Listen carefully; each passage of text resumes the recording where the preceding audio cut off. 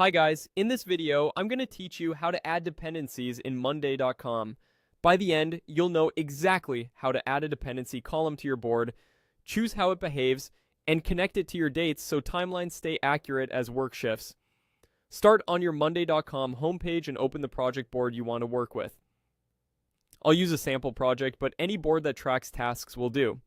It's important to add dependencies at the board level because the relationships you create will apply to the items on that specific board.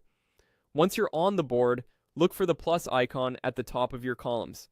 That's where you add a new column. Click the plus sign, then type dependency into the search field to quickly find the right column type. Select dependency from the results. This column lets you mark which items must finish before others can begin, creating those predecessor and successor links that keep your schedule realistic. When the settings window opens, you'll see three behavior options: flexible, strict, or no action. Choose flexible if you want dependent items to shift automatically by the same number of days whenever a predecessor's dates move.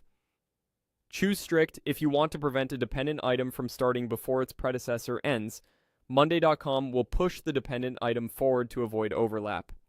Choose no action if you only want to record the relationship without moving any dates. If you're unsure, pick the one that matches your team's scheduling style. You can always adjust this later in the column settings. Next, you'll be asked to select a column. Click Select a Column, then pick the date or timeline column that your schedule relies on. This tells Monday.com which dates to monitor and adjust when dependency rules kick in. If your board has more than one date field, choose the one that represents your task schedule, like your main timeline.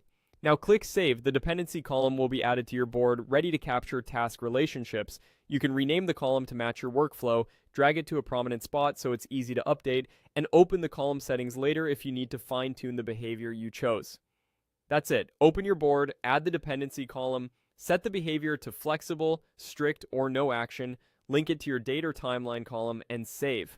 With those pieces in place, your plan will stay aligned as tasks change, and you'll spot blockers before they affect delivery.